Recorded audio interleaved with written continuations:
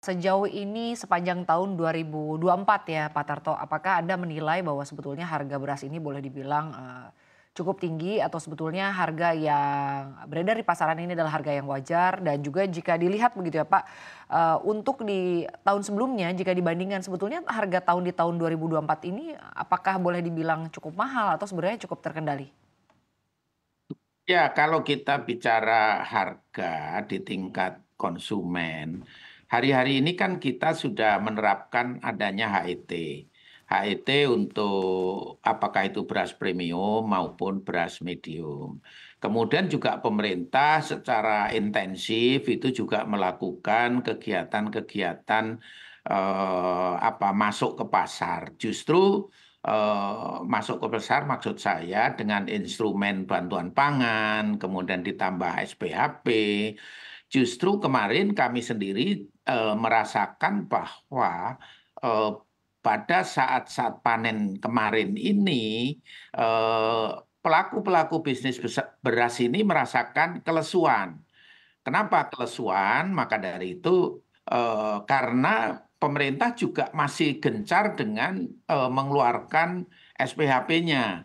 Nah, justru kami kemarin sempat berkirim surat kepada pemerintah agar kiranya pada saat-saat panen raya ini justru supaya kita hentikan yang disebut dengan SPHP, terutama untuk daerah-daerah produsen tentunya ya. Kalau yang non produsen itu lain soal. Dan itu yang kami menyampaikan kepada pemerintah seperti itu. Jadi kalau kita bicara stabil, memang stabil. Tapi di lain pihak memang akhir-akhir ini kemarin itu terjadi hal seperti itu. Nah, kemudian di lain pihak kita memang tahu dengan ditetapkannya Rp6.000 HPP itu sampai kepada penggilingan padi itu memang hari-hari ini itu terjadi kenaikan eh, ya bulan-bulan saya kira sekitar 2 bulan inilah itu terjadi peningkatan harga di tingkat sampai kepada tingkat penggilingan padi. Jadi di tingkat petani pun juga naik. Nah, disinilah yang kita secara bijaksana tentunya perlu betul-betul mengontrol agar harga kenapa harga ini cukup tinggi sampai ke tingkat penggilingan padi. Nah,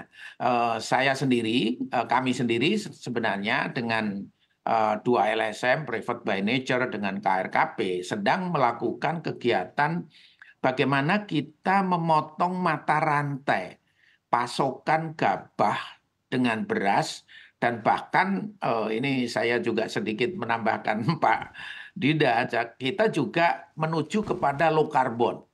Dari 150 penggilingan padi kami sudah berganti Pak menjadi dari diesel ke listrik. Dan itu perlu pendampingan sebenarnya. Pendampingan dan Perpadi sendiri juga sudah melakukan MOU dengan PLN dan ternyata tidak sulit untuk merubah itu sehingga terjadi efisiensi. Nah, di sini yang kita masih prihatin adalah bagaimana antara petani sampai penggilingan ini ada middleman-middleman yang sebenarnya mestinya tidak perlu. Nah, disitulah akan menyebabkan terjadinya pergerakan-pergerakan harga GKP karena diambil keuntungan oleh middleman-middleman yang sebenarnya tidak perlu tadi. Nah, sehingga kami sekarang ini membangun satu di dalam proyek kami disebut dengan Low Carbon Rice Project. Itu kami gabungkan betul antara petani dengan penggilingan padi.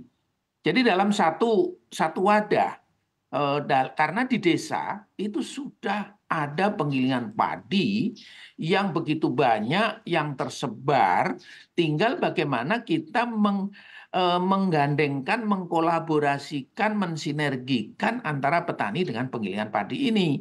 Nah, inilah perlunya yang disebut dengan pendampingan tadi. Jadi kami punya petugas lapangan ini sekarang. Jadi kami melakukan pendampingan agar betul-betul dari petani misalnya harga 6.000 atau katakanlah diberikan spare sampai 6.500 ya sampai di penggilingan seyogianya juga 6.500. Jadi tidak harus tambah lagi 200, 300 rupiah. Yang sebenarnya ini juga sering-sering middleman ini bisa-bisa menekan kepada petani. Di lain pihak juga menekan kepada penggilingan padi. Jadi akhirnya yang di lapangan pada situasi tertentu justru yang menetapkan harga itu pada posisi di middleman ini. Jadi di lapangan inilah yang harus kita bereskan bersama supaya tadi itu menuju kepada efisiensi. Di penggilingan harus perlu revitalisasi.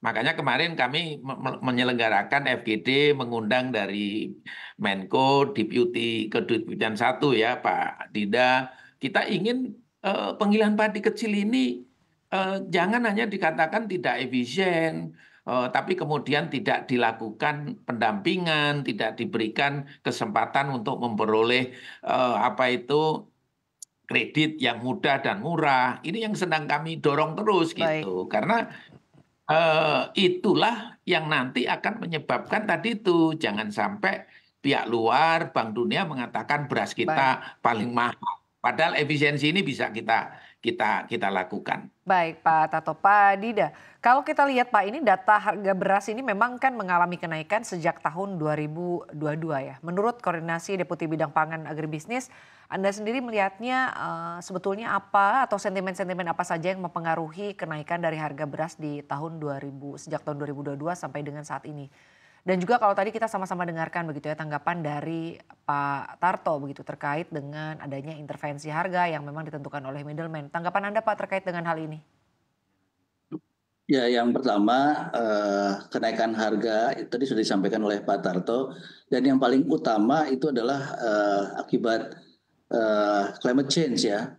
Jadi kan kita mengalami El Nino 2 tahun yang lalu kita terkena imbas geopolitik ya, kemudian disambung dengan El Nino sehingga terjadi harga beras di dunia naik, kemudian terjadi pergeseran dan tidak sedikit pula yang mengalami gagal panen. Nah, itulah yang menyebabkan produksi kita menurun, dan karena suplainya menurun berdampak terhadap tren kenaikan harga hingga kemarin-kemarin ya. Sekarang sudah mulai sedikit melandai gitu.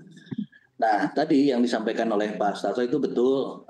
Jadi dari petani hingga ke penggilingan itu ada beberapa uh, tahapan lah. Ada yang disebut tadi dengan middleman. Nah, itu juga yang sedang kita upayakan. Jadi pekerjaan rumah di sektor pangan ini khususnya beras memang cukup banyak karena klasik ya permasalahannya, tapi pelan-pelan coba kita benahi. Dan yang sudah cukup on the track, misalnya tadi seperti saya sampaikan pupuk, tentu itu juga belum selesai, kita masih terus perbaiki data. Nah, benih ini mudah-mudahan dalam waktu dekat bisa kita selesaikan juga. Artinya on the track gitu ya, tentu selesainya butuh waktu. Di sektor penggilingan juga tadi terima kasih Pak Astago sudah menginisiasi, jadi efisiensi di penggilingan juga sangat penting, sehingga tadi goalsnya kita itu di petani itu harganya baik gitu ya, layak, sehingga anak-anak muda kita mau jadi petani gitu. Kemudian tapi di harga tingkat konsumennya terjaga atau bisa dibilang relatif terjangkau lah. Nah, ini yang terus kita upayakan, dan ini semua lagi on the track.